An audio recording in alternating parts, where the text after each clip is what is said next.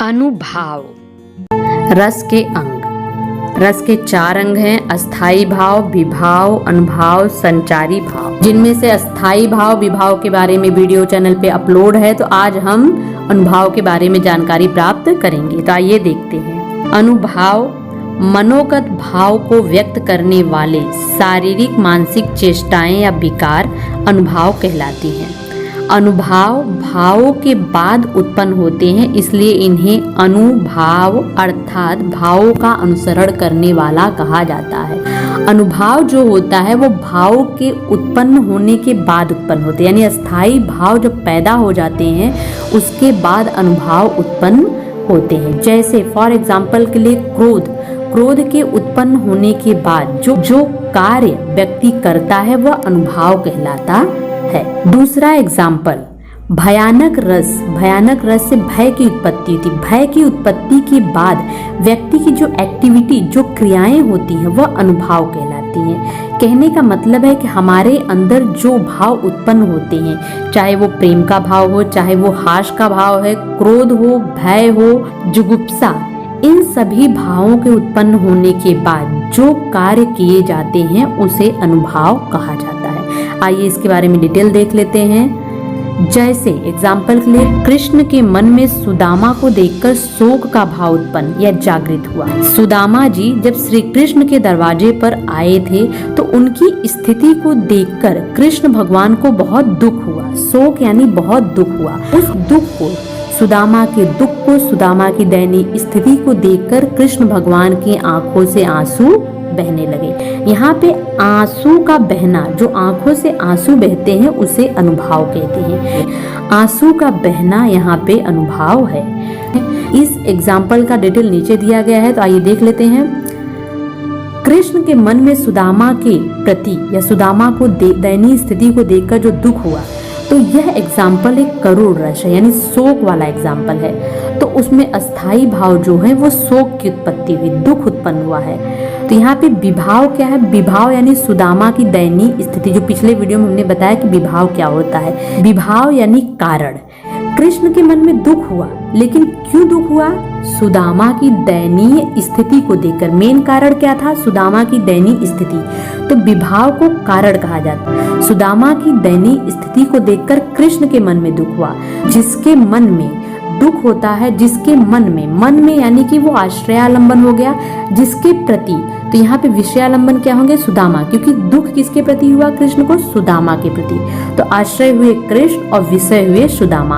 और यहाँ पे अनुभाव यानी आंखों से आंसू बहना। आंसू जो था वह अनुभाव था, यानी इतनी क्रियाएं होने के बाद आंखों से आंसू जो निकले उसे कहते अनुभाव। आइए आगे देखते हैं। जैसे करुण रस में शोकाकुल माहौल में आंखों से आंसू बहना। करुण रस में या किसी दुख में आंखों से आंसू का बहना अनुभाव होता है। रौद्र रस यानी क्रोध जो यहाँ पे है ये अस्थाई भाव है। क्रोध से आंखें लाल होना। अब यहाँ पे जो लाल होना आंखें, क्रोध से क्या हो गया? आंखें लाल हो गई। तो आंखें लाल होना या अनुभाव हो गया। भयानक रस में क्या है? भय या डर, यह अस्थाई भाव है। से चौंक जाना, जोर जोर से चिल्लाने लगता है। तो यहाँ पे अस्थाई भाव है भय, यानी भय उत्पन्न होने से चौंक जाना या जोर से चिल्लाने लगना। उदाहरण के लिए, अगर सांप को देखकर बालक बेहोश होकर गिर गया। बेहोश होकर यानी सांप को देखकर भयभीत हो गया। जब वह भयभीत हुआ तो वह बेहोश हो गया। तो यहाँ पे जो है सांप बेहोश होना, बेहोश होकर गिर जाना, यानी कि अनुभाव है। और यहाँ स्थायी भाव क्या है? यहाँ स्थायी भाव भय है। यहाँ विभत रस यानी घृणा वाला जो रस है। उदाहरण है, मरे हुए जानवर को देखकर घिन आना, जिसके मांस को कुत्ते नोच कर खा रहे हैं, उसकी गंध से नाक दबा लेना। कोई मरा हुआ जानवर अगर हम देखते हैं जिसके मांस को कुत्ते नोच कर खा रहे हैं, या तो हम मुंह फेर लेते हैं, अगर उसमें से गंध या बदबू आ रही तो हम नाक दबा लेते हैं। तो यहाँ पे मुंह फेर लेना एक अनुभाव है, यानी उस क्रिया को देखकर हमारे मन में घृणा का भाव तो उत्पन्न हुआ, लेकिन उसके बाद हमने क्रिया क्या की? हम उसे देखना नहीं चाहते, उस मरे हुए जानवर के मांस को देखना नहीं चाहते हैं, इसलिए हम अपनी नजरें कहीं और फेर लेते हैं, या अगर गंध आ रही तो अपना नाक दबा लेते हैं। तो यहाँ पे अनुभाव हो गया कि नजरें कहीं और फेर लेना। हमने वो क्रिया की और या तो नाक दबा ली, ये क्या हुआ गया, उस भाव के बाद जो क्रिया उत्पन्न हुई उसे अनुभाव कहते हैं। अस्थाई भाव है घृणा, घृणा का भाव उत्पन्न हुआ। अनुभाव है नाक दबा लेना या नजरे फेर लेना।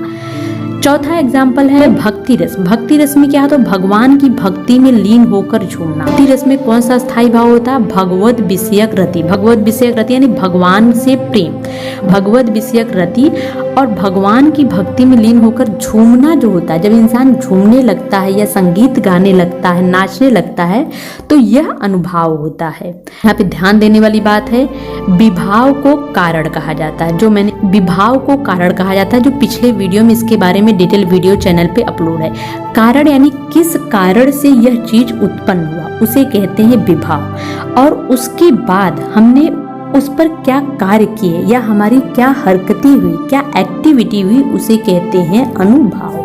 विभाव कारण कहा जाता है, अनुभाव कार्य कहा जाता है। विभाव में हम यह देखते हैं कि किस कारण से यह चीज उत्पन्न हुई, अनुभाव में यह देखते हैं कि उसके बाद हमने क्या कार्य किया या क्या एक्शन लिया, तो वह अनुभाव होता है। अनुभाव के 4 प्रकार हैं, कायिक, आंगिक, वाचिक, आहार यानी कि बनावटी और सात्विक। अनुभाव के 4 प्रकार, मूलतः अनुभाव 4 ही माने गए प्रकार हैं, लेकिन थोड़ा सा विवाद है। अनुभाव के भेद के विषय में आचार्यों के मतभेद है। यहाँ पे भरत मुनि ने अनुभाव के 3 ही भेद माने हैं। भरत मुनि ने 3 भेद माने हैं, वो कौन कौन से माने, आइए देख लेते हैं। भरत मुनि ने वाचिक, वाचिक यानी वाणी द्वारा प्रकट होने वाले भाव, आंगिक या कायिक यानी शरीर की चेष्टाओं द्वारा, हाव भाव द्वारा प्रकट होने वाले भाव, और सात्विक, सात्विक का मतलब है अपने आप उत्पन्न होने वाले भाव। उसके बाद भानुदत्त अनुभाव के 4 भेद बताए हैं। आचार्य भरत मुनि से कुछ भिन्न भेद, लेकिन भानुदत्त ने 4 भेद बताए हैं, कायिक या आंगिक, मानसिक, आहार जिसे बनावटी व्यवहार कहते हैं, और सात्विक। तो आइए देखते हैं, लेकिन मूलतः अनुभाव 4 ही हैं। आइए देख लेते हैं। इस प्रकार अनुभाव के 5 भेद हो जाते हैं। अगर हम भरत मुनि और भानुदत्त के अनुसार चलेंगे तो अनुभाव के कितने भेद हो जाते हैं, अनुभाव के 5 भेद, कायिक या आंगिक, वाचिक, आहार, मानसिक और सात्विक। तो आइए देखते हैं। कायिक या आंगिक, कायिक अनुभाव शरीर की चेष्टाओं को कहते हैं, यानी जो हम शारीरिक हलचल करते हैं उसे कायिक अनुभाव कहते हैं। कायिक यानी काया, जिसे हम कहते हैं शरीर। कायिक अनुभाव जानबूझकर प्रयास पूर्वक किए जाते, अपने आप उत्पन्न नहीं होते। इसके लिए हमें कुछ न कुछ एक्शन लेना पड़ता है, कुछ न कुछ कार्य हम करते हैं, उसे कहते हैं कायिक अनुभाव। फॉर एग्जाम्पल के लिए जैसे कटाक्षपात यानी व्यंग्यपूर्ण इशारे करना, हाथ से इशारे करना, निश्वास यानी सांस बाहर निकालना, उच्छ्वास यानी लंबा श्वास या आहें भरना, यह सब जो चीजें हैं, यह सब चीजें अपने आप उत्पन्न नहीं होती, इसके लिए हमें एक्शन लेना पड़ता है। वाचिक भाव के जागृत होने पर यानी प्रयत्न पूर्वक किए गए व्यंग व्यापार को, जब हमारे अंदर जो भाव जागते हैं उसके अनुसार जो हम आवाज निकालते हैं उसे वाचिक अनुभाव कहते हैं। जैसे वाणी से, वाणी द्वारा किसी को हम व्यंग बोलते हैं, किसी की हम प्रशंसा करते हैं, किसी के बारे में हम दुख प्रकट करते हैं, उसे वाचिक अनुभाव कहते हैं। फॉर एग्जाम्पल के लिए जैसे कटु वचन कहना, कटु वचन कहना, प्रशंसा करना, या किसी के यहाँ कोई दुख भरी घटना घटी है तो भी हम वाणी के द्वारा जो कहते हैं उसे कहते हैं वाचिक अनुभाव। दूसरा अनुभाव आहार अनुभाव यानी बनावटी अनुभाव, मन के भाव के अनुकूल आरोपित या कृत्रिम वेश रचना धारण करना, दूसरा रूप धारण को आहार कहते हैं। अर्थात मन में उठने वाले स्थायी भाव के अनुसार वेश धारण करना।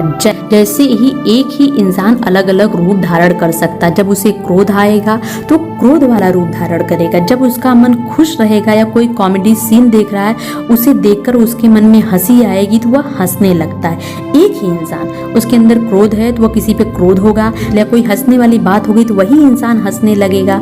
अगर उसका मन खुश है तो वह अपनी खुशी प्यार से लोगों से बांटेगा। अगर वही इंसान भयभीत है किसी चीज को देखकर तो उसका भय उसके चेहरे से झलकता है। मतलब एक ही इंसान के अंदर जैसा भाव उत्पन्न होता है उस हिसाब से वह कार्य करता है। तो यह होता है आहार यानी बनावटी व्यवहार। आइए देख लेते हैं मानसिक अनुभाव।